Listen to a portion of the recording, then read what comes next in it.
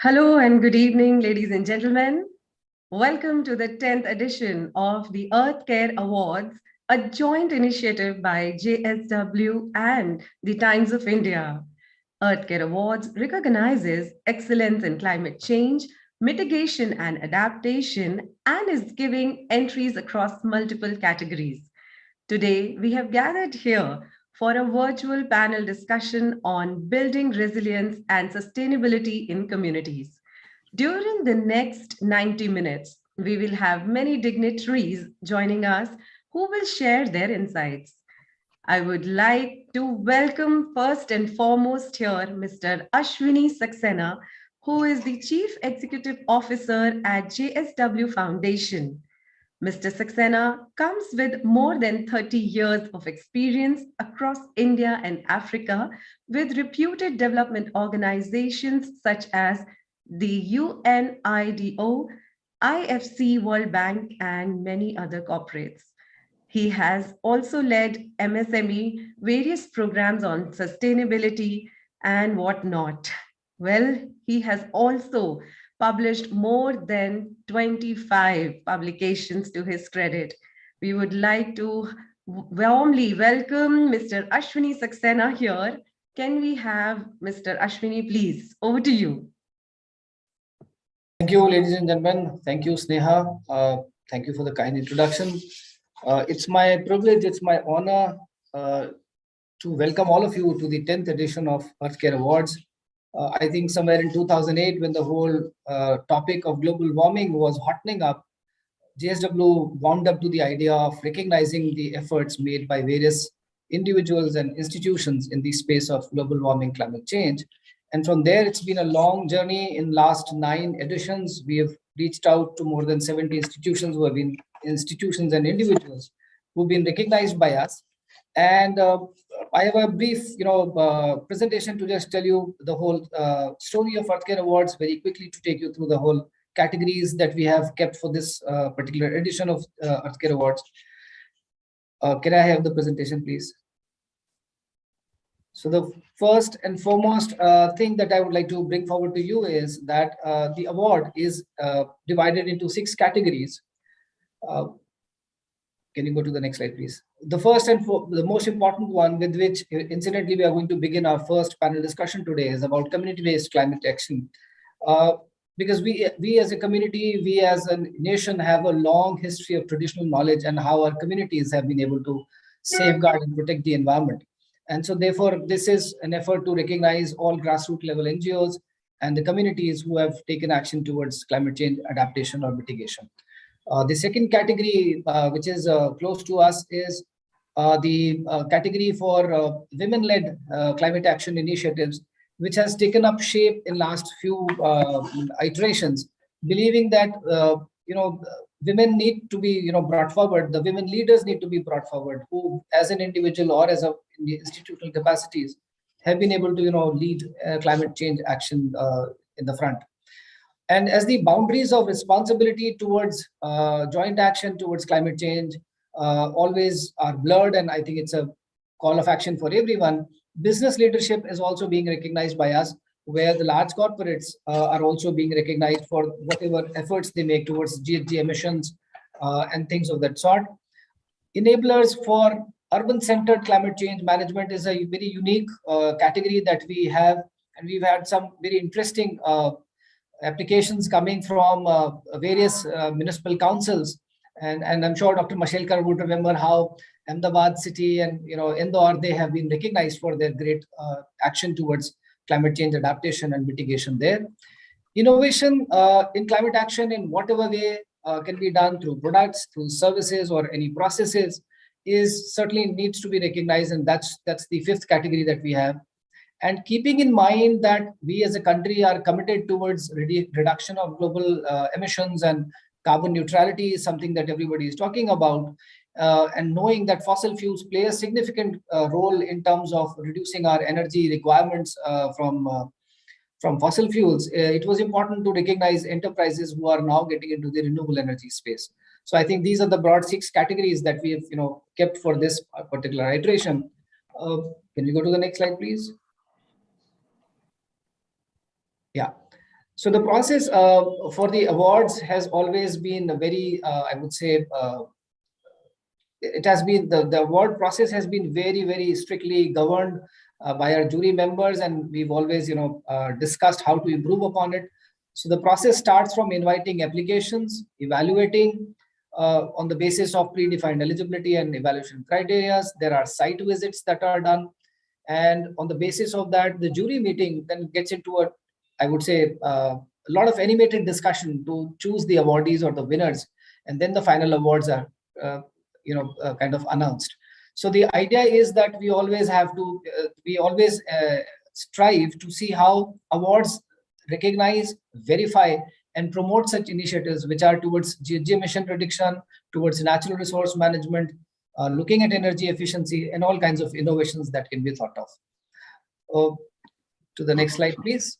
It is my privilege to introduce the jury members here. Dr. Mashelkar has been so kind enough to lead as the head of the jury. He needs no introduction. Mr. Chandrabhushan, Dr. Anurag Ghosh, Rajat, and Shloka. These are our jury members. They are all, I would say, having their own space in the climate change action that's happening.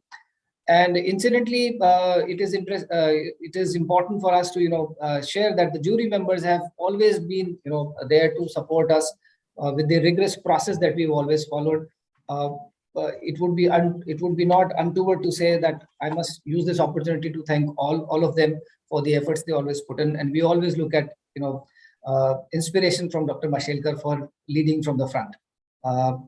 Last but not the least, I would like to introduce the partners who have been working with us for this particular edition of the Earthcare Awards.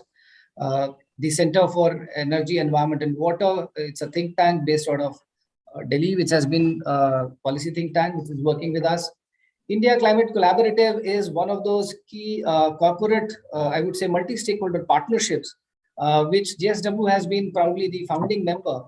And the idea is that joint action towards climate action needs to be looked at by a whole range of stakeholders, and that's how we thought that it would be not untoward to involve India Climate Collaborative to be a part of this whole process and help us in the outreach. Knowledge management for such kind of events, besides Times of India, we've also roped in Grant Thornton, and I'm happy to see that Vivek is there today from Grant Thornton to moderate the first session that we are doing today. As JSW, I would just take a couple of minutes to quickly finish off.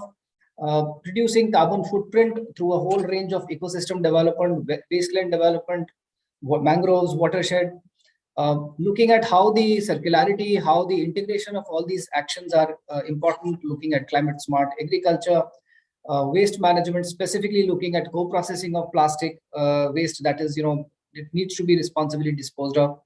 And not just alignment, but I would say integration of all our action towards the UN Sustainable Development Goals. I think JSW Foundation has been one of the few pioneers in this space, at least in the CSR work. So every single little humble contribution that we make is somewhere contributing to those 169 targets of those 17 UN SDGs. With this, I would like to convey my gratitude to all of you who have taken time to join us today, and I look forward to meaningful and very great discussions. Thank you, Dr. Mashelkar. Over to you. Thank you. Thank you. Thank you very much, Ashwini, for that wonderful presentation. Distinguished panelists, ladies and gentlemen, it's a special privilege and honor to be with you this evening.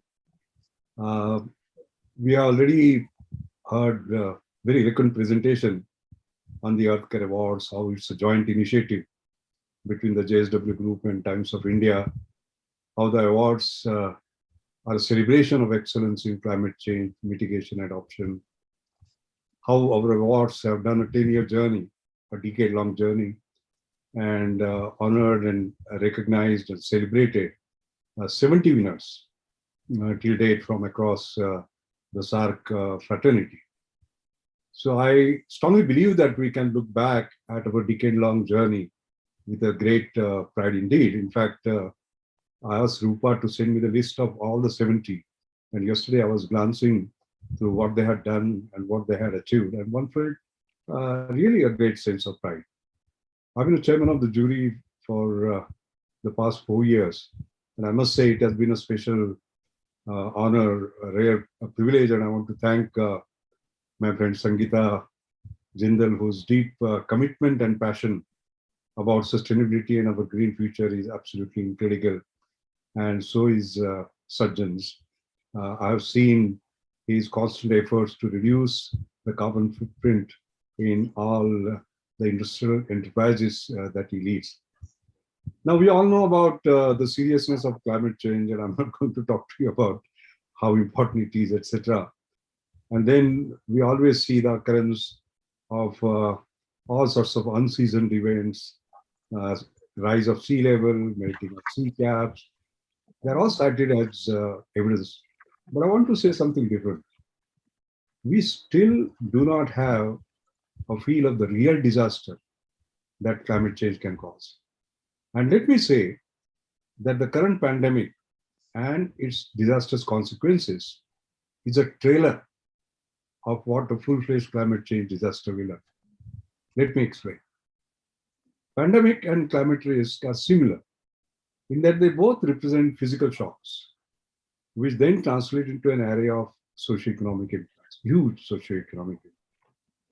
The current pandemic provides us perhaps with a foretaste of what a full-fledged climate crisis would entail in terms of simultaneous exogenous shocks to both supply and demand, disruption of supply chains, and global transmission and amplification mechanisms. We have witnessed those. Pandemics and climate risk share many of the same attributes. Both are systemic in that their direct manifestations and their knock-on effects propagate fast across the international borders, as we have seen in recent times. Both are non-linear in that their socio-economic impact grows disproportionately and even catastrophically once certain thresholds are breached, such as hospital capacity to treat pandemic patients fell short. Both are regressive in that they affect disproportionately the most vulnerable populations and subpopulations of the world. And the coronavirus outbreak seems to indicate that the world at large is equally ill prepared to prevent or confront either. Furthermore, addressing pandemics and climate risk requires the same fundamental shift from optimizing largely for shorter term performance of and systems to ensuring equally their longer term resiliency. So I'm very happy that today we are talking about resilience and that too coming from the community. So therefore, there is one more reason because of this trailer and our actually witnessing in a very short time of 2 years what disasters can take place. There is a stronger case for action here and action now. Therefore, Earthcare is the need of the hour. No need to emphasize that initiatives that help communities adopt extreme climate endeavors that build resilience, programs that mitigate climate crises are all assuming now great importance. It is obvious to all that Earthcare Awards are the most credible and sought after awards in the climate change space from India. I can say that from my personal experience. As we know, we have them in different categories, as was eloquently explained by Ashwini.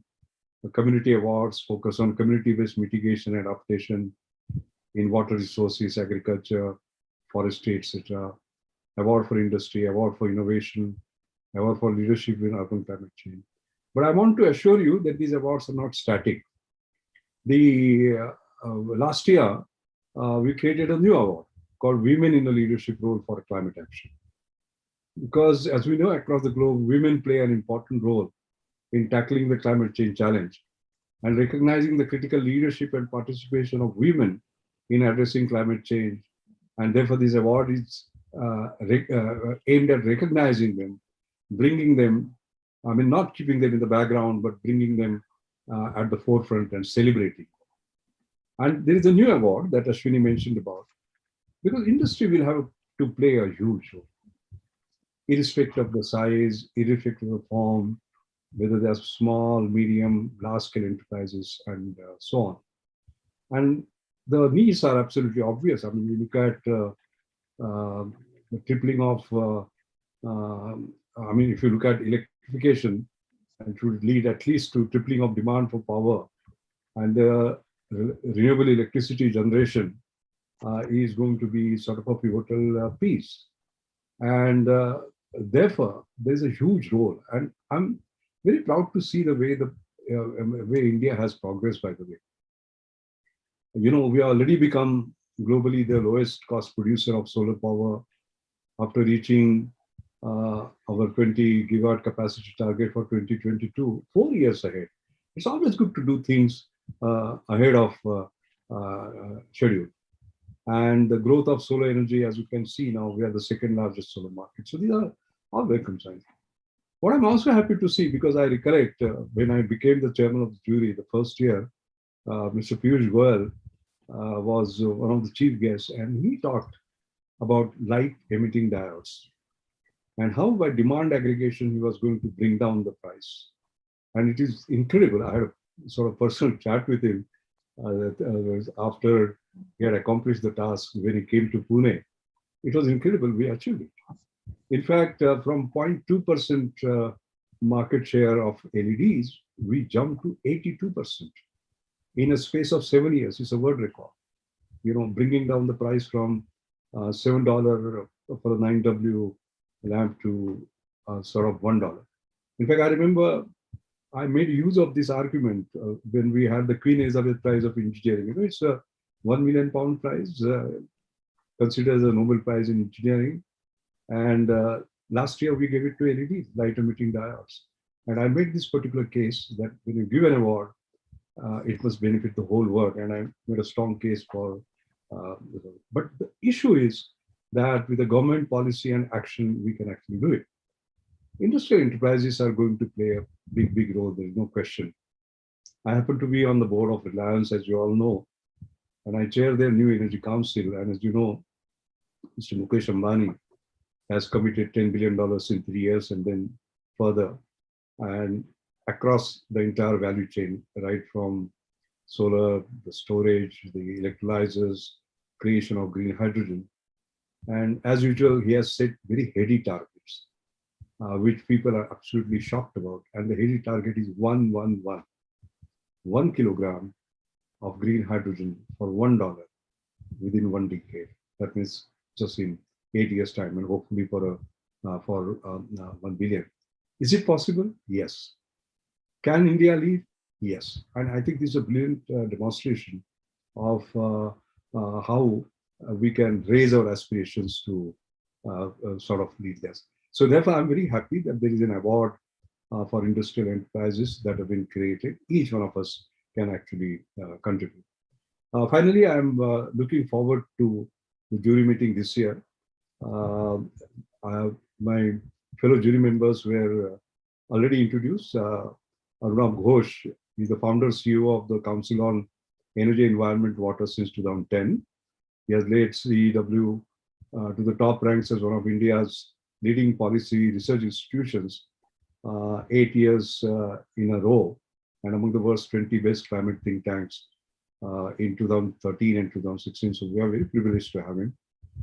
Chandra Bhushan is India's most prominent thought leader, environment and climate change. He's presently the CEO of International Forum for Environment, Sustainability and Technology, iForest. Of course, I had witnessed his energy and contributions when he was at the Center for Science and Environment, but now I have the privilege of chairing the governing board of iForest, and I've seen from close quarters his amazing intensity, amazing energy, amazing impact. So we are very privileged to have it. Ashwini, on the lighter side, when you showed the photographs, the photograph that you showed as Arunabh Ghosh is actually Chandra Bhushan. And Chandra Bhushan is but that's on the lighter side, anyway. Shloka Nath, she's the third. She currently leads the sustainability and policy and advocacy portfolios of the Tata Trust. She's also acting CEO of the India Climate Collaborative, an India-led platform founded in 2018 by a group of philanthropists interested in continuing to accelerate India's development while also exceeding its climate goals. And finally, very proud to have Rajat Gupta. He's a senior partner, sustainability practice, McKinsey and Company, Rajat leads the sustainability practice in Asia, drives large-scale digital transformations in the energy and materials sector. My final word, and Ashwini referred to it, about the process. Very, very proud. As Thomas Alva Edison had said, you can always do it better. So every year we are trying to see how we can improve the process, bring in more rigor, more transparency, more exactness, and so on and so forth. And I'm very proud to say that we have introduced in the process measurement metrics. It is called Assured. Assured is affordable, scalable, sustainable, user-friendly, rapid, excellence in terms of the technologies and other innovations it uses, and distinctive, not me too. And these measures are continuous and continuous. I started actually using it when Honorable Prime Minister created Swachh Bharat mission, and I was appointed as chairman of the standing committee to select technology. We started using that, and that matrix is being used sort of all across, and it brings in sort of huge amount of rigor. And of course, the site visits and others, they become very, very important. So I assure you that with this outstanding jury that we have and these great processes, the winners of this year, that will be someone's who will be proud of. Thank you very much for this opportunity to speak to you and to join you. Thank you so much. Thank you so much, sir. You've been so gracious for introducing us all to the jury members when you yourself are a proud recipient of many awards. To name a few, you have this, and to your credit, Star of Asia Awards, and also Padma Bhushan, Padma Vibhushan, and also Padma Shri. So we are very, very happy, and also we are very thankful to you that you have joined us and you are in our journey. You're a part of our journey. Thank you so much for your valuable inputs. And next, I would like to introduce you to all Mr. M.L. Mantu, who is the CEO of Ladakh Farmer and Producers Cooperative. Over the past 40 years, he has served as an advisor to various government and non-government organizations, which include Deputy Prime Minister and Agricultural Minister, Embassy of Israel, Karnataka, Housing Board, etc. Mr. Mantu and his organization has done some exemplary work and has been a proud recipient of Earthcare Awards in the past. Let me invite him to share his experience with us. Over to you, Mr. Mantu. My greetings to all of panel members and the listeners also. Special regards to Dr. Mashelkar, whom I consider my guru always, and follow his footsteps and his examples wherever possible. I'm thankful to Times of India and JSW for giving me the Earthcare Award in 2018 for Ladakh project.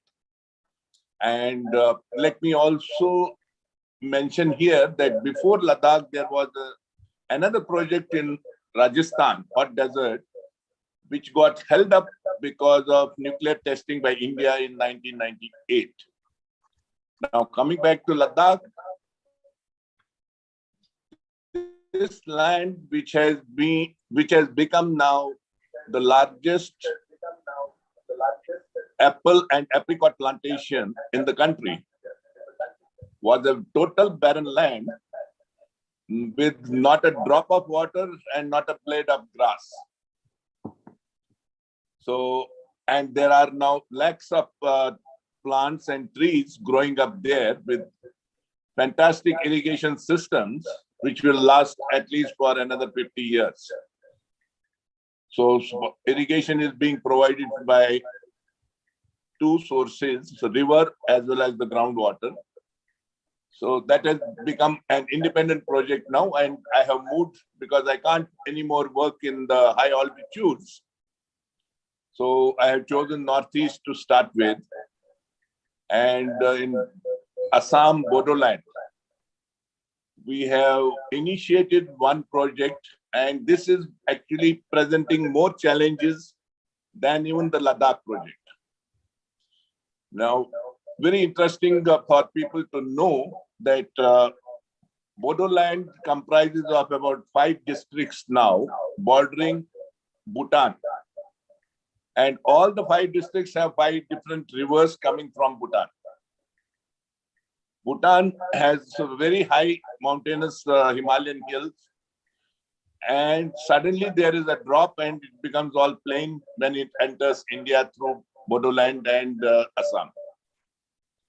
So during summers when the glaciers melt, there is a sudden rush of water from the mountains, and there are a number of books written on vanishing villages of Assam. So these streams then become big rivers, massive rivers, and demolish everything: land, buildings, animal, human beings, everything, all the structures. Tens of thousands of fertile land has been eroded, adding to actually climate problem, massive climate problem. And this has been going on for hundreds of years. So I chose my first project in Chirang.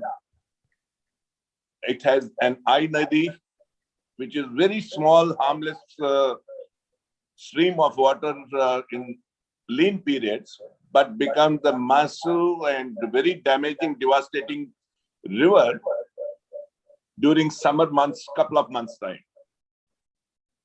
So there are vanishing villages. If somebody Googles vanishing villages of Assam, it will take you straight to I Nadi.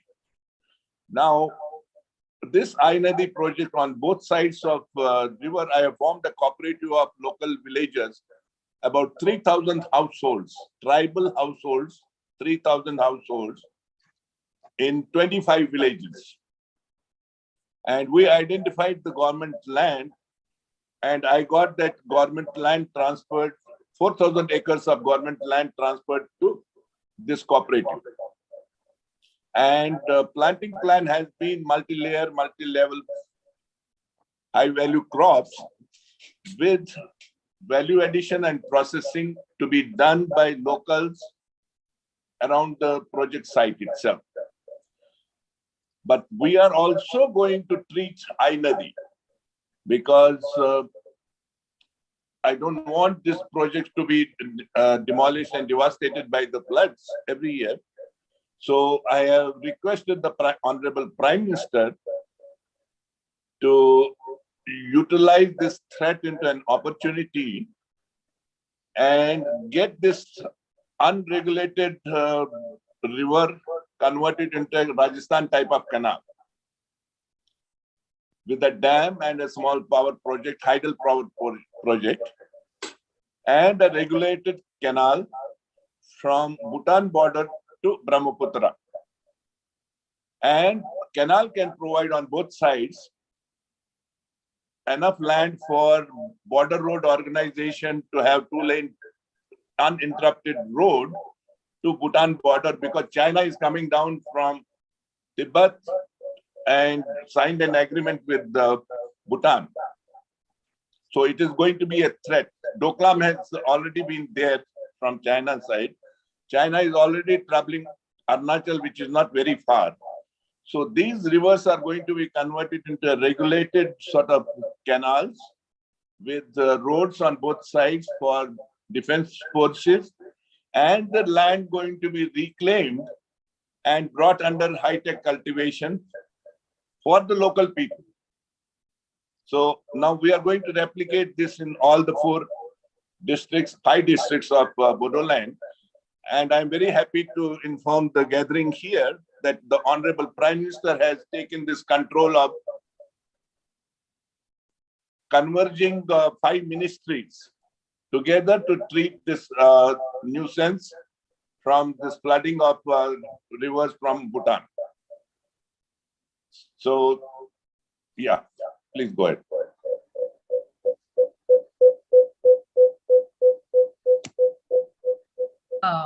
Mr. Mantu, for sharing your experiences and also your initiatives. We are glad to hear about all of these. And now it's time to start the panel discussion, the much awaited session. And the theme for the evening is building resilience and sustainability in communities. May I now take this opportunity to invite Mr. Vikas Gambhir, Executive Director, ESG, Grant Thornton LLP, who is our moderator of the session. Mr. Gambhir leads the vertical of social sector within ESG practice at the Grant Thornton Bharat LLP, along with his role as a mentor, advisor, and an investor in some progressive initiatives and startups. Let me also ask now, Vikas Gambhirji, please, if you can go ahead and take the session forward. Thank you, Sneha. Thank you. A very good afternoon to all of you. It has been a pleasure to hear Dr. Mashelkar and Mr. Mantu's story. Always a pleasure, Dr. Mashelkar. So great. I think we begin our session today, as you know, we all would agree that Earthcare is the need of the hour, and initiatives that help communities adapt to extreme climate or endeavors that sort of build resilience, programs that arrest the slide into climate crisis, all sort of fall under Earthcare. And to deliberate on today's topic, of course, you know, JSW and Times of India has come together to organize this, you know, panel discussion, very relevant, important subject, under the aegis or umbrella of 10th edition of, you know, Earthcare Awards, which I think everybody talked about, an award which recognizes the excellence in the area of climate change. So today's topic on the community and community-based adaptation approach, which is an important component of the, I would say, a large picture of management and avoidance of climate change impacts, and enhancing the resilience of poor and marginalized people. It provides information, concrete examples on potential impacts of climate change, mitigative measures which are location specific and often community managed. So to share some of the rich experiences and perspective on the topic today, you know, we have got a powerful group of panelists, you know, for the discussion.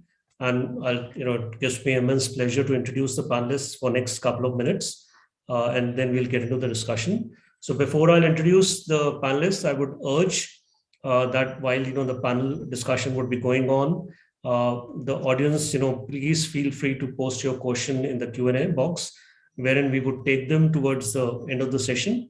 And we'll keep, you know, we have kept some time exclusively to address the audience query also. So introducing our panelists, first of all, on the panel, I'll introduce Mr. Atul Bagai. Welcome, Mr. Bagai. Mr. Bagai is the head of country office of United Nations Environment Program, India office, which is a leading global environmental body that sets the global environment agenda. So he has been, you know, decisively leading the, you know, organization since 2000. And as a career civil servant, Mr. Bagai has served as the Director Ozone in Ministry of Environment, Forest and Climate Change, Government of India, and also worked on various senior positions in the state of UP and central government as well.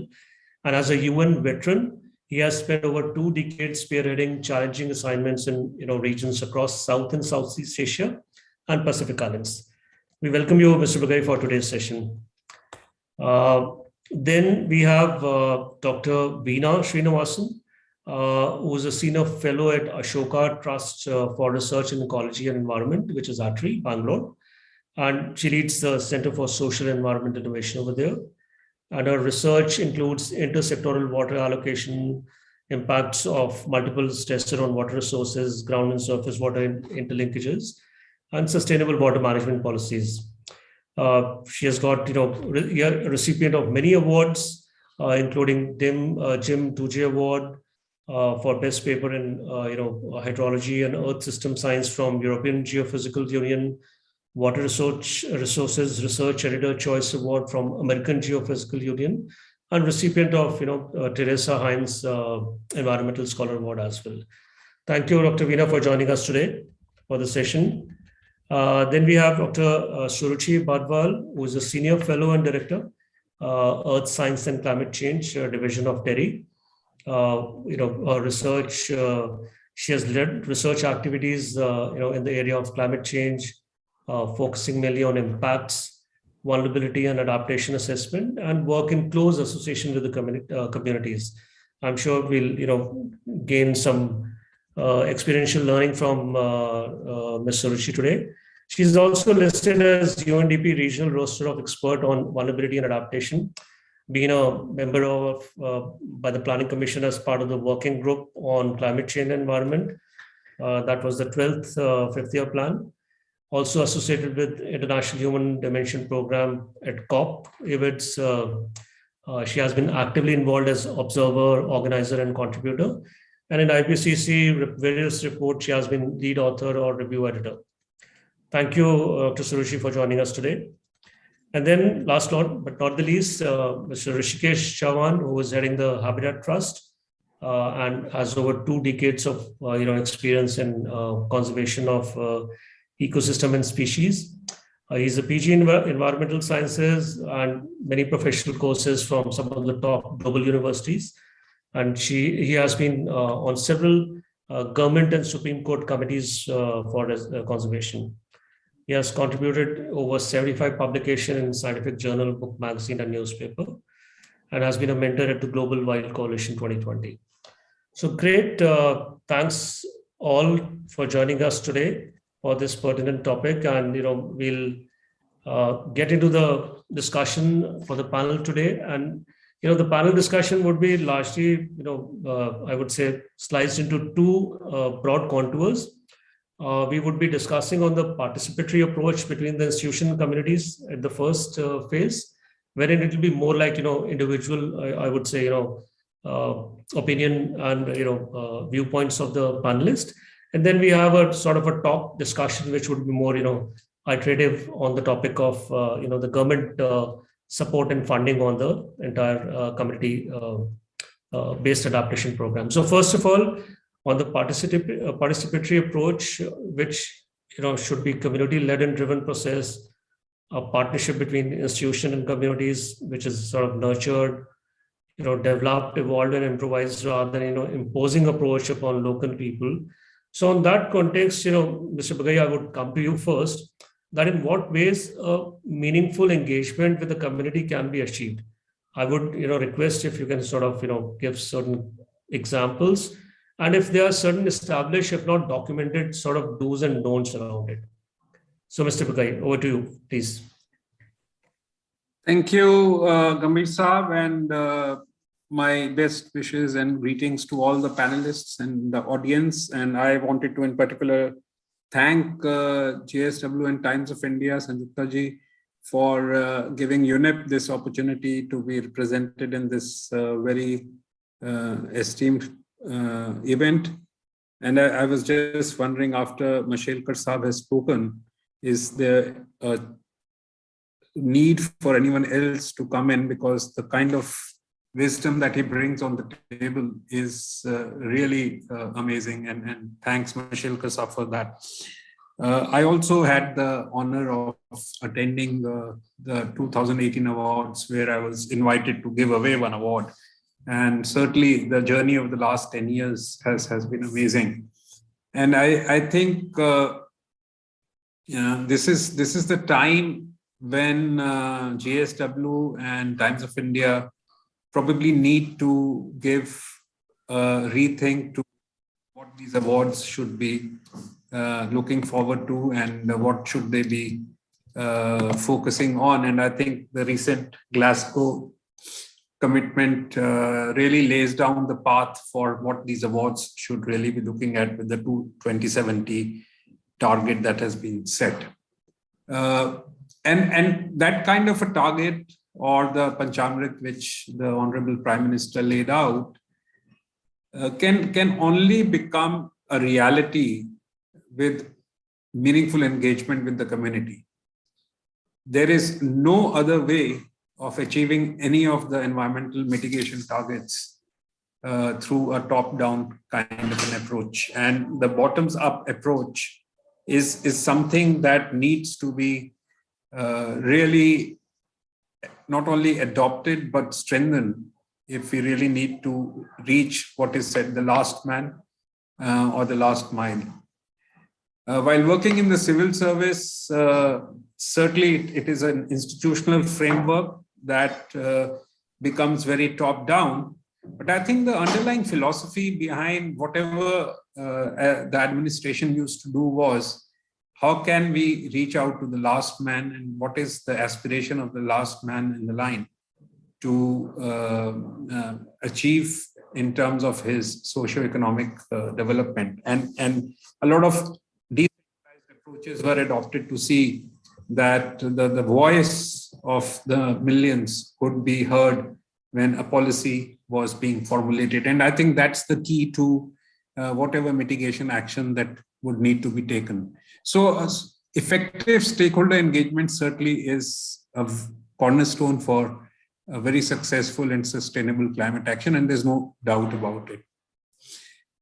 While we are planning for climate-related interventions, it is certainly very, very important to address the underlying drivers of vulnerability to climate change. And my other panelists who are much more knowledgeable in these regards and have had much longer experience on the ground would agree with me that understanding the risks of local adaptation for mitigation actions and adapting our actions accordingly or interventions to suit the local needs of the community is the sine qua non of any mitigation action.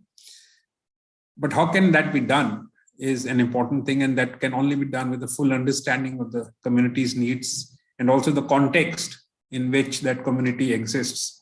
Not only from an environmental perspective, but also in terms of demography, ethnicity, culture, traditions, religion. These need to be taken into also account for this. And that is also very important while we are designing or planning or implementing and monitoring and evaluating or reporting on these actions. The communities and local civil society actors need to be part of this whole process.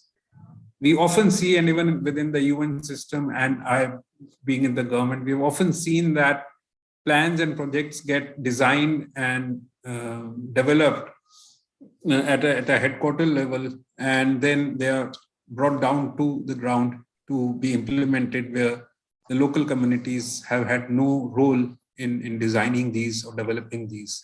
And I think if the top-down approach is the approach to be followed, then we can be sure that our climate actions will not succeed.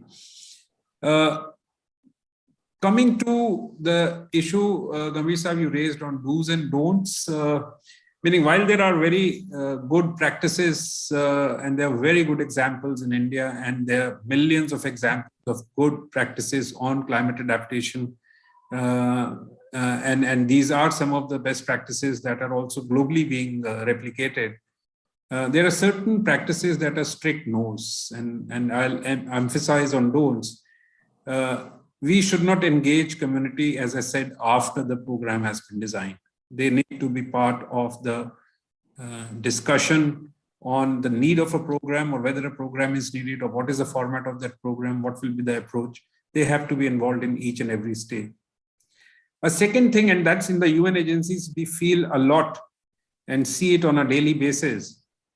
Our interventions, probably because of the funding constraints, are one-time project interventions or one-time program interventions.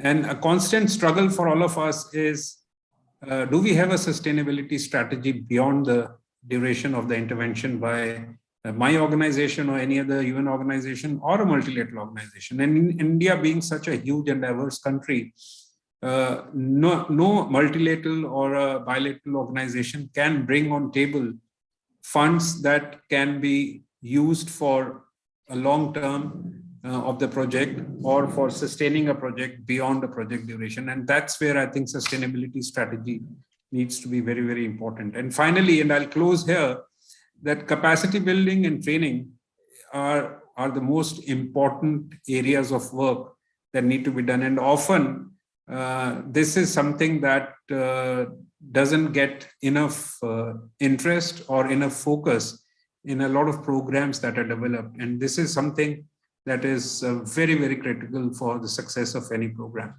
Thank you. Well, thank you. I think this was actually, great sharing, Mr. Bagai, your experience from the government perspective also when you were, part of that system, and of course, as part of the multilateral agency also. So I think well said, and we'll come back and circle back on some of the points you mentioned. I'll come to Rishi. You have been effectively involved in managing a lot of complex programs on the ground in your experience, and of course, these are ones which were on the sustainable habitats and endangered species also, and of course, nothing can actually work without the community involvement. So the question I asked Mr. Bagai, of course, from the same perspective, but from a different lens, what would be your response? I would ask. You're on mute, Rishi. Yeah, I got that. Thank you very much for, first, I would like to say for having me here, and a voice which is slightly different from whenever you talk about climate and climate change. Generally, you talk about carbon dioxide, but rarely you feature biodiversity in the whole climate debate. And I think to put for the benefit of the audience, I think one must put it into the context that why is biodiversity so important?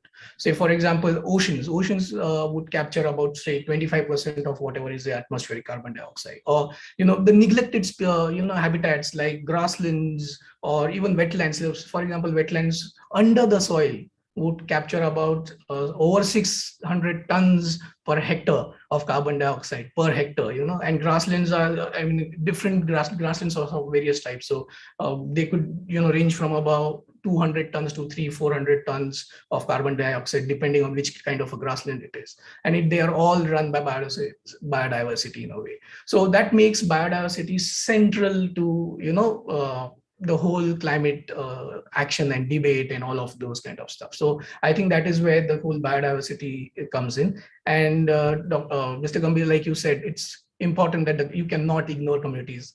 In fact, it's not a problem of the earth, right? The earth does not need any saving. It is the humans that kind of need to adapt to whatever we have done and change the climate.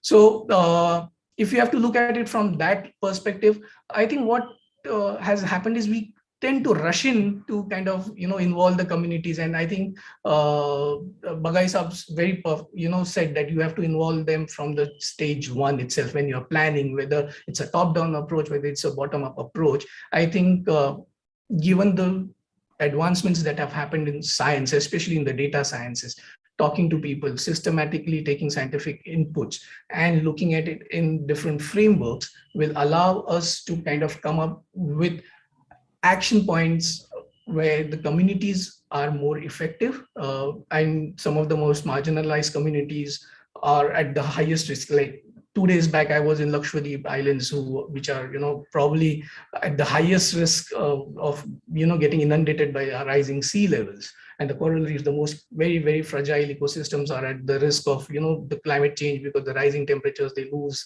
the algae and they could die. So given these context, I think it becomes extremely important to not look at it as a linear thing, but to look at it as a network where there are communities, there's biodiversity, there are institutions, there are individuals, all of them to kind of see where are the pulse in this whole network lies, identify those important hubs in this whole network, and then look at it, what are the drivers for resilience? So in some communities, in some ecosystems, you will find different factors that actually govern the resilience, and then taking them, those factors, into our planning models, in designing our interventions accordingly, looking at institutions, how they can use these drivers to kind of come up with a holistic plan for coming up with a climate mitigation or a climate adaptation intervention. I think that's why looking at biodiversity people and not looking at them as independent, irrespective, where they don't interact with each other. I think that needs to kind of focused on, if it makes sense. Sure. So thanks, Rishi, for your viewpoint. And, of course, both Mr. Bagai and yourself have that commonality of, stakeholder engagement at certain level. Design phase criticality is important at that. Then Mr. Bagai, of course, talking about sustainability on the strategy side, capacity building. So we know, that what are those broad contours which draw those meaningful engagements. My next set of questions would actually, be focused to, Dr. Veena and Dr. Suruchi. After knowing this also, of course, that means there is a gap. So what are those challenges, you foresee, which are not sort of, rather than enabling, making that enablers to bridge those gaps, these gaps are still, sort of, creating that bridge widening still happening to that extent, I would say. I mean, on the ground, you won't see that gap which are identified being resolved. So can you, Dr. Veena, if I come to you and if you can share, what are those gaps which are, still not letting this thing happen in a meaningful way? Sure. I'll talk about a few different things, and again, obviously influenced by my perspective in the water sector. I think the first one is silos. I think that, Rishikesh very nicely kind of we talk about adaptation in terms of people, and Mr. Bagai talked about people and their aspirations, and you're not going to get anything done until you fulfill people's aspirations. And then Rishikesh pointed out, but if you take only a people view versus a people embedded in nature view, you're going to get only part of the story. And that equally extends when you talk about the water piece of it, which is, the resource piece that's going to be the enabler of that. If one of the biggest problems is that a lot of the pieces of these sit in silos. So for example, in the farming sector, we might talk about, we want farmers to increase their income. That kind of is their aspiration, but we want them to do so without over abstracting groundwater, for example. And the problem is the drivers and the levers that control different parts of behavior sit in different ministries and different departments that don't often work consistently with each other. So one of the things that if you just looked at very simple numbers, you might say, well, here's a crop that uses less water and can potentially give farmers more income. But it doesn't mean that the agriculture or the marketing or the market linkages infrastructure, the cold storage chains, whatever that's required to enable farmers to actually make that transition to what on paper looks like a more resilient transition can happen. And often that doesn't happen because the imagination of that solution sits in two completely different departments or ministries. So I would say the first point I would talk about is silos. And that's not an easy thing to overcome, because being able to at those highest levels achieve coordination and common visioning is non-trivial. The second one I would talk about is metrics. And Professor Mashilkar talked about metrics right in the beginning. And one of the things that you see consistently in the water sector often is that things which are countable, so what you would say hard interventions, are easier to do than things which are soft interventions. So if I can say so many watershed structures or so many farmers shifted from flood to drip, that's kind of a measurable, countable intervention. But often the most effective resilience building measures are soft measures, like building better governance systems that allow communities to have shortage sharing rules that will say that in a year when there's less water in the tank, how do we fairly divide it? Or having better data and information so that they're able to get the best price for what they want, or shifting to climate resilient varieties and taking care of some of the capacity building that is needed for that shift. And often the soft interventions, because they're harder to get your grip around and harder to kind of measure what the impact is, I think they tend to fall a little bit by the wayside. And sometimes the hard interventions can't work unless they are supported by these soft measures. And I think that absence of measurability or difficulty or challenge in measurability is another piece of it. And then the last piece that I would talk about is actually scale. We keep talking, and this, in fact, this whole panel is about community-based participation and the importance for prioritizing community.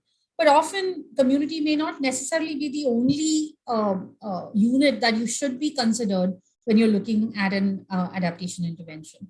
And an example might be if you had, a watershed with an upstream and a downstream community. If you drew a circle around the upstream community, you could develop a very nice program where a lot of water is taken up by the upstream community through a variety of schemes, but actually leaving the downstream community more vulnerable. But because the only thing that is being considered in the program is the beneficiary community, which happens to be upstream, we think that we've had a climate adaptation, and indeed that community's resilience has improved. But because we've not counted the unintended consequence on a community that was not included in the scheme. So this issue of scale, both in ecological terms as well as in the water sector, ends up being very important. And so I think that even though there's very good intervention sometimes, and several people have kind of emphasized the importance of partnerships between institutions and communities, often these three failures of measurability, scale, and silos, I think, remain as challenges to achieving successful adaptation. Thanks, Dr. Veena. I think very candid, I would say, viewpoints and interesting insights, I would say. Great, thanks. So I'll come to Dr. Suruchi. You have been, working very closely with communities. So on the same aspect, as we spoke, what gaps you have, foreseen on the ground, which has impacted not only the implementation, but I think, as Mr. Bagai also mentioned, right from the design phase, if you're not involved, the stakeholder engagement is missing, then towards effective implementation towards the end also. So what gaps, Dr. Suruchi, you had witnessed, like to hear? Thank you, Mr. Gambhir. And I echo some of the points raised by Dr. Srinivasan on holistic planning when we're basically talking about adaptation, looking at upstream, downstream linkages, just to start off with that. But now coming down to when we basically are talking about climate impacts and adaptation and solutions to be able to address the risks related to climate change, ideally, you're talking about a problem somewhere and the need to resolve that particular problem. Frankly speaking, when I look at institutions on one side and the communities and society on the other side, it seems, we are viewing the same problem from different ends. And what do we perceive, it as a problem, and what kind of solutions we think can we basically offer.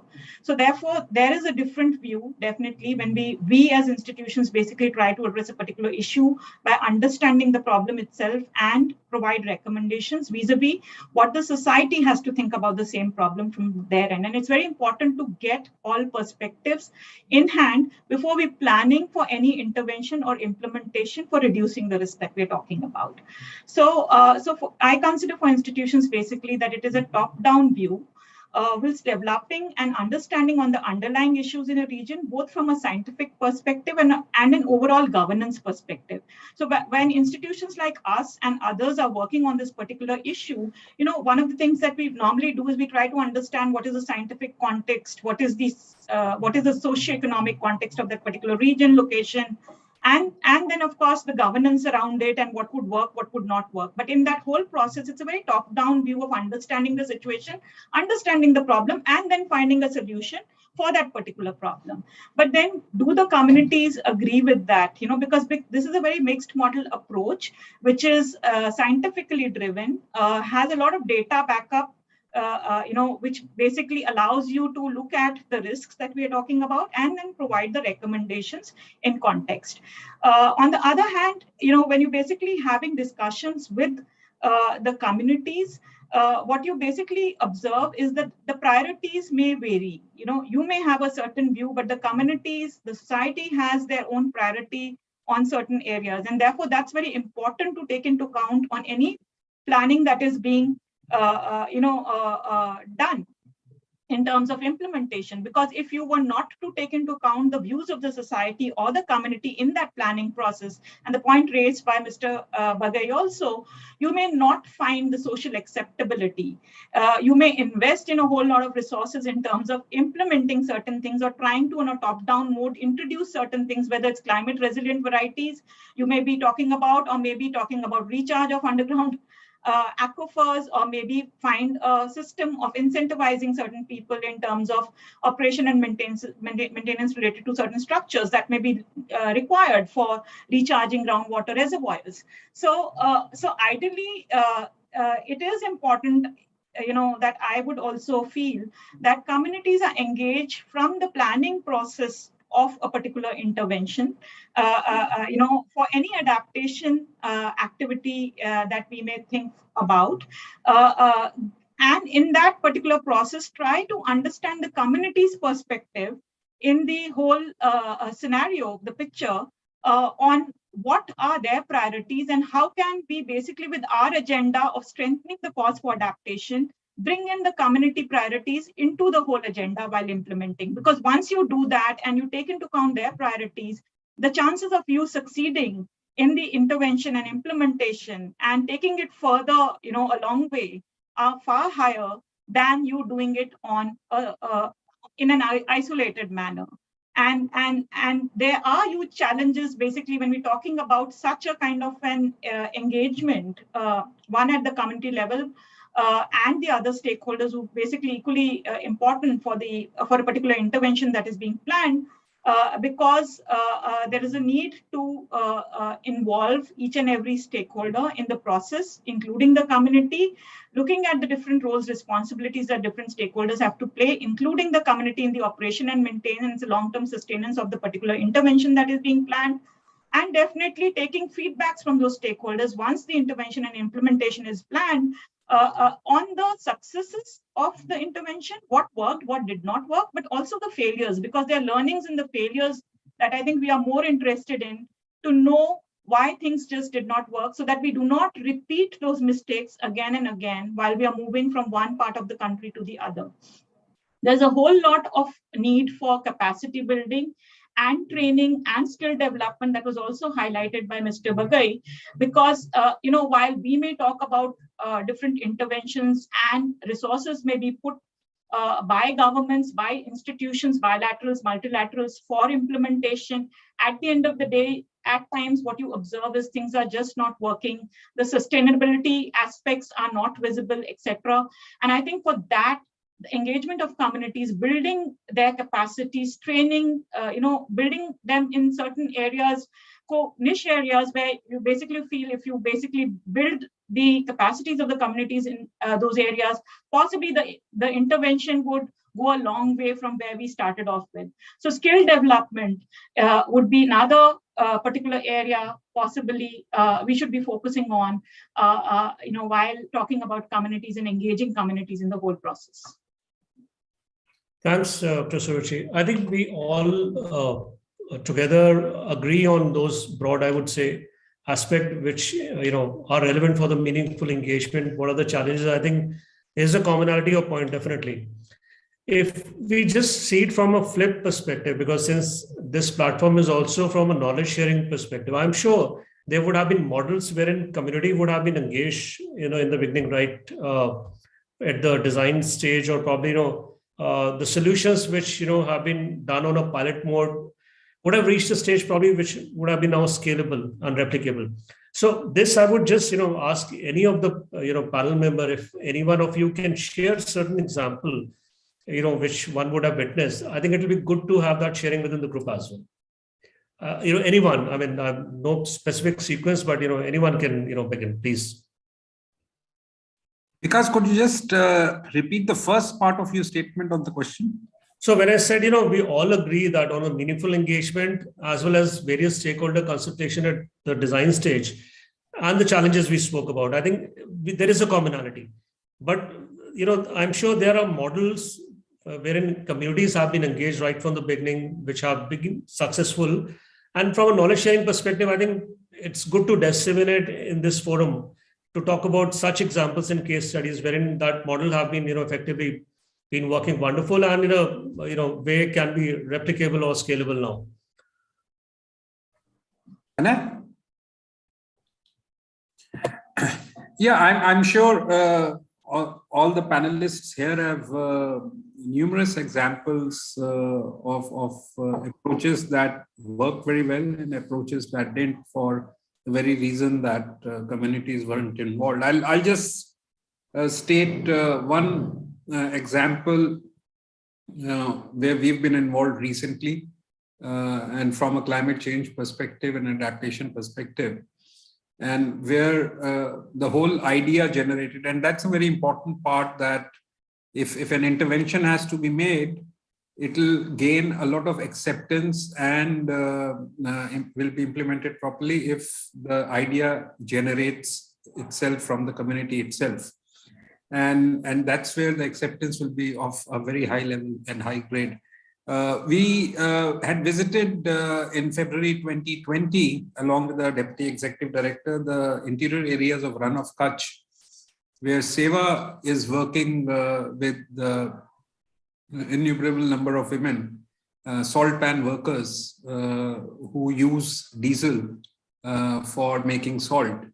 And the idea that came in from our interactions there at the highest level were where the women said that they not only needed more skills, but if the diesel could be replaced by renewables. So this was also environmental aspect. This is also livelihood issue. This is also a women empowerment issue. So a lot of boxes were getting tick marked. So since the idea originated there, we worked for about 1 year with the SEWA to develop a program of skill training 20,000 women, salt pan workers, on using renewable energy for making salt instead of diesel. So it was replacing diesel, but it was also bringing in capital investment to install solar panels. But if 20,000 women start using solar panels, then it has the system and the problem of maintenance and upkeep and all those things. So that skill wasn't available in the interior part. So train the women to look after the technology themselves. And I think this was something where the idea came from the community, and it was a felt need. They needed some kind of technological intervention, which was not only cost effective, they could have saved money on the diesel, but also was environmentally friendly for a very fragile ecosystem of the Kutch, where the salt making is a huge enterprise.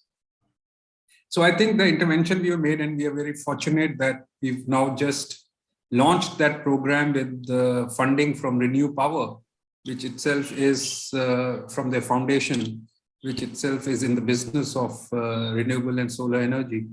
And we've started the capacity building of these women on a pilot basis initially for 1,000 women. So I think this was a good example where the sector came in. The felt need from the local community was something that caught the attention of the higher management of SEWA, and SEWA, being a very credible organization, was able to develop in consultation with us a good business model for helping switch over to the renewables. I'm also thankful that NRDC and IFC, who had done some initial pilots on the business model, were able to do a lot of on which we were able to build. So I think this could be one example of how community involvement becomes essential and critical. No, thanks, Mr. Bagai, sharing it. I think Rishi, you have, please go ahead. Yeah, so I'll try to explain it with an example that we're talking about. In central India, while we were working on forest and tiger conservation, we realized that a lot of forest is getting degraded and there's a lot of conflict. And through GIS studies and through camera trap data and all, we realized that it was due to firewood extraction, that the forest was consistently degrading and leading to more interface between the wild animals and people were losing lives. Cattle was being taken away by tigers and stuff like that. It was a complex situation. When we kind of went in and analyzed it, we realized that people didn't really have an option for the fuel wood that they would use to, but then we said there is a government scheme, there's Ujjwala Yojana, and there is this, state government initiatives where they kind of replacing the cooking fuel with LPG and all of those kinds, yet nothing seemed to be working. So when we kind of went deep into it and did a survey of 10,000 households in one district with 800 parameters and stuff like that, we realized that the fuel was not really for cooking. The maximum it was for water heating, which was throughout the year. Second thing is, we kind of looked at different parameters for drivers for why people are using it. We kind of went into and collected qualitative data by having long discussions with the communities. At the same time, collecting quantitative data of not just their socioeconomics, but also their their psychology of how, whether do they feel any environmental injustice, what's their place attachment, and all those kinds of factors. And we realized that all you needed was a 40-year-old technological solution that needs to be made available to them, which is a biomass, boiler, which can be run on, leaf litter and those cow dung cakes and things like that, which have a lesser environmental or carbon footprint compared to burning fuel. The conflict, because now don't have to go that much inside the forest, and that reduces conflict. The forest can then function as a sink of carbon and all of those kind of things. But the challenge was to get them to use something which is freely available, to investing into something like that. And what we realized that was, though the solution was the same, different communities would, or even different villages adjacent to each other would respond differently. And you have to identify what are those communities, or those, fortunately, unfortunately, whether you like it or not, there is a caste-based system, and different, caste people will respond differently to different things. And we had to kind of design interventions for acceptance of a new technology into their daily lives, where they have invested some money. So we kind of come up with like a typical government scheme of 25% is what they invest, 75% is what we invest, and bring those technological inputs like the water heaters into their homes, but using different, what I would say, nudges or incentives into place. And I think where it came from, where a lot of data from the community, and not from sitting in a chair thinking, oh, what's the best way to sell a product? That's not how it works. You have to understand, and the same product in different communities can, be delivered in a different fashion. And that led to huge adoption of something that was beyond our expectations, where things like the fathers of the daughters would say, I gave it in the marriage to my daughter, so that when she goes to the next house, she doesn't have to go to the forest. Several different kinds of factors kind of came in, and I think it had it helped the biodiversity, it helped reduce conflict, it helped carbon and all of those kind of things, making lives of people simpler, reducing smoke that's in the house, so health benefits. So I think once you kind of not rush in, but understand what people want, understand how communities respond to separate things. So once somebody has a higher place attachment, responds differently to somebody who feels environmental injustice, So those kind of things. Great. I think, Rishi, that's really, nice example. I see Dr. Veena, raising hand. Please, Dr. Veena, you go ahead. I thought I'd throw in an example of when, that to say that participation doesn't always mean the solution has to evolve from the community. Sometimes it's about how communities make use of or utilize a large government scheme. One interesting example that I came across in Anandpur in a field visit recently was the government had these massive tank filling schemes. And these tank filling schemes are common even in Karnataka. What is unique about the tank filling schemes that we saw there is typically the government fills the tanks recharge groundwater, and then farmers presumably get it through their own bore wells. But only a very small fraction, about 10% of farmers actually have bore wells. In Anandpur, what was really interesting was that the community got together and they evolved mechanisms to share the water that had come into the tank, to give just 1 or 2 protective irrigations in the most crucial dry period to rain-fed farmers. Now, this is an example of a non-technological innovation, but it's a governance innovation that is evolved by the community in response to a large-scale infrastructure scheme. And we've seen similar examples in Tamil Nadu as well, where the government has a big Kudimaramat scheme for tank rejuvenation, for example. But the community does the tank rejuvenation, but more importantly, evolves governance rules around it, saying, how do we share this resource fairly? So I just wanted to throw that example of sometimes innovation or participation can be in the form of governance mechanisms, not always just technology. So great. I think we heard about community generating ideas, then of course, acceptance and adaptation of technology, and of course, governance innovation. Wonderful to hear, these aspects, because usually, when we have these kind of discussion, we usually talk about challenges, what is not happening well, but it's good to hear good news also, at times that, there are certain models, that are possibly can be replicable. So with this, I come to the second part, since we are, that's one part when we keep on, having such discussion, timekeeping becomes a little challenge. So now the second cluster of, of our conversation today, since we have 15 minutes and of course some, questions also need to be taken. I've got a few questions. So let's see how best we can, talk through this section. So this is largely, wherein we are now talking about the utilization of the existing government resources, including the financing for community-based adaptation programs. So here, the aspect is that is the financing availability is there, which is enough to support the communities, and whether, there are certain programs by the state governments which has done, pretty well on the ground, possibly can be, taken up, at a national level. Also, whether the policies are reaching out to that extent. If not, what could be the leverages, that can be ensured to make sure that the policies to the last, mile. So in culmination of these 3-4 pointers which I just spoke, I would, just open it to the panelists to have a, quick sort of talk on that. No sequence, please feel free. It's like more like a, discussion, and then, we'll try to keep it for, probably 10-12 minutes and then take a few questions we have. Please. Can I start? Please, Mr. Bagai.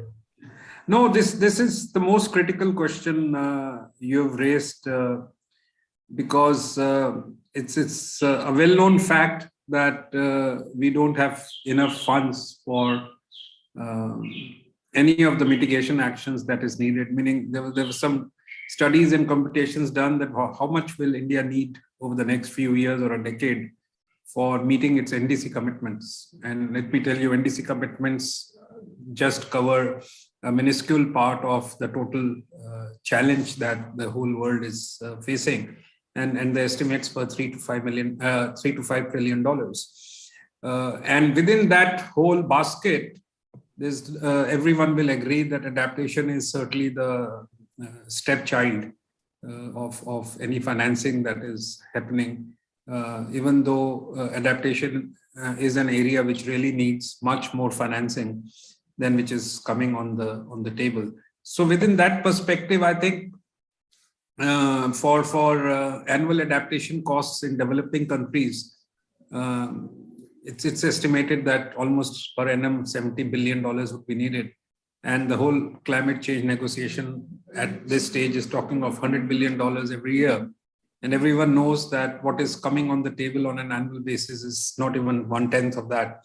So I think the challenge is huge. We really need to think of innovative financial mechanisms to bring this money on the table. The present budget that was tabled on the parliament a couple of weeks for the first time was talking of innovative financial mechanisms to address this huge financial gap. But I think the government or the public sector is not the only actor that needs to bring money. In fact, the private sector, and I would say at one level, even the communities would need to bring money on the table to address this huge gap. I will just cite a couple of examples where, from a public sector point of view, some of the state governments have really done a commendable job, meaning the whole Maaji Vasundhara campaign of Maharashtra government is a front runner in taking actions on affordable and clean energy and developing district level climate action plans. And I think that is, they're bringing in finance, leveraging finance for that kind of a thing.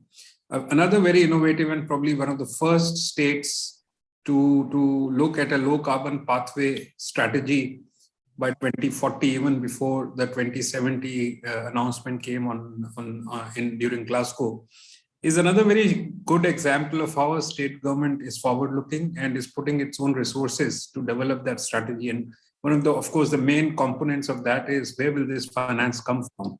And I think this debate will go on, but we need to look at sustainable and innovative financial mechanisms. So please, Dr. Suruchi, Rishi, please go ahead. I think it's free flowing. Yeah, so complementing to what Dr. Bagai had to say, I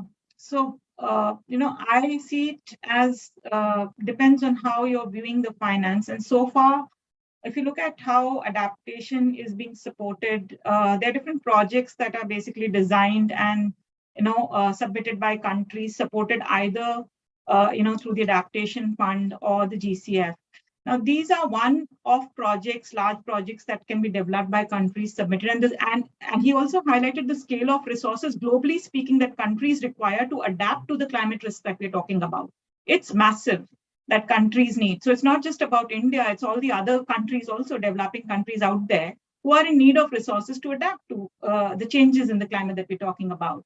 So to be able to basically, justify the use of resources for adaptation and, the scales at which adaptation is required to be implemented, I think there's no other way than mainstreaming it into government policies and programs. We have to work with governments to see how we can integrate mainstream, actions that are being, implemented through the various programs and schemes of the government by tweaking them around to address, it in a way that it contributes to adaptation as well. Say, for example, the National Mission on Sustainable Agriculture that was launched under the National Action Plan on Climate Change is now being implemented all across the country. There are many villages that have been adopted by the government, wherein certain integrated packages for both, considering livelihood development and livestock generation is being done. So the different models, ways in which basically we can scale up. And I think working closely with the government to see how their current programs and schemes, which are considered to be good and beneficial for communities, can also help address climate risks and serve the need for adaptation. Because I see a difference between a normal program and scheme that is being implemented, which is a development program and scheme, versus what we call as adaptation. They are not the same. Let me first say that, because I don't see them as the same, as many institutions normally mix the two terminologies. Your adaptation program has to be over and above your development program that is being implemented and should be able to address the climate risks that are likely to ensue in that particular region over the next decade or the many next decades to come. And therefore, we are talking about an additionality factor over there in terms of whatever that program was going to deliver, to be able to consider the risk and deliver in those conditions of risk. And therefore, you may need finance for that. And that additional finance that we're talking about may be something that we should be talking about, should be a top up on the programs and schemes and called as climate finance, may come from different sources. It could be through government resources, it could be through international support or private sources. So we have to basically have a mixed model approach of how the finances can be arranged. And of course, scaling up is required. And the scales at which we are talking, I think it's not possible for donors, bilaterals, multilaterals to put in that money in any one country to just help the country to adapt to the changes, the scale of changes we are talking about. And therefore, we need to basically work very closely with governments, both at the national, subnational level, to mainstream things. To add to what both the panelists have said, I think one, of course, is the budgetary allocations. But it's a completely different ballgame to even look at what happens once the budgetary allocation has been made. Even that money, by the time it reaches the last mile, say if the budgetary allocations are made in March and you can spend it from April, but the whole red tapeism and the process that a budget can be utilized, by the time that money comes, it's February. And then you have to spend that money in 1 month, which is impossible to do. And so a lot of times this money again goes back to the central treasury or with state treasury, saying that, oh, no action was taken. And I think this is something that does not really ever get highlighted, that the whole process of taking that budgetary allocations to the last mile is such a tedious, long process that it completely, I would say, does not enable the people on ground to make any contribution to adaptation. So I think that is a very important point to look at. It's not just the budgetary allocations, but also how the flow of the funds is going to be, should come in by April, May, June. I agree. I think that's a harsh reality. I agree. I think we are already, towards the closure. I'm sure if we would have got another 1 hour, we would have still continued. But I think in the respect of the time, so I've got, a few questions which came at the time of registration, few came now. So I'll just pick one or two. And what we'll do to the audience, we can assure that, basis your email, which you would have done on the registration link, we'll respond back, from the respective panelists, depending upon if it's addressed to, one of the panelists, and we'll come back to you. But I'm just picking up 2-3 questions, looking at the time right now. So, one of the person has asked about how could, since we talked about financing, what role climate bonds, can help community-led agri-development? So any of the panelists can take that. Mr. Bagai, if you want to take that, please. No, certainly. I mean, what I was saying was that innovative financial mechanisms need to be thought of. And this certainly is one of them. Unfortunately, it has not become as popular in India as it has in some of the European countries. But I would say that in India, some efforts have been made. The railways, for example, did issue a green bond. There are some other public sector organizations that have also done. SEBI has also changed their approach and rules on such financing. But I think, and Yes Bank was one of the banks that started a lot of work on this, and some of the other banks are also now coming on this. UNEP has a very big financial initiative where we're working very closely globally with almost 400 banks and financial institutions on taking these aspects forward. But I think the most important part is raising money. Certainly may not be a very difficult task, but how does that money get utilized is a major challenge.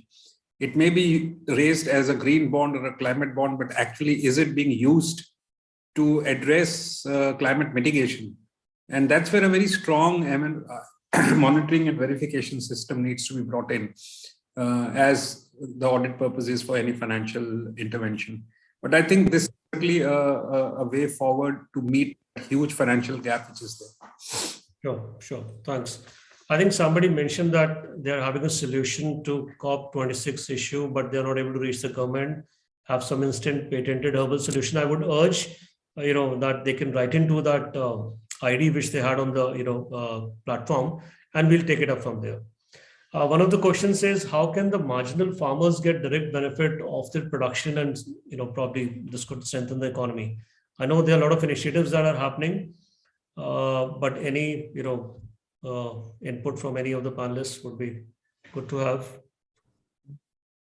I talked a little bit about marginal farmers, primarily rain-fed farmers, because the thing is, at least in my head, I separate between rain-fed and irrigated because they're completely different ball games, and rain-fed farmers are kind of the most vulnerable to climate change. So the type of schemes that I talked about earlier in terms of protective irrigation is an example of that. But in terms of actually being able to access some of the carbon financing, increasingly you're seeing agroforestry and carbon credits being made available to small farmers for transition from being like one rain-fed cereal crop to an agroforestry kind of system. The only thing I would say in terms of the challenge is that I think the transaction cost remains an issue, because where you see these schemes, the market always optimizes for efficiency.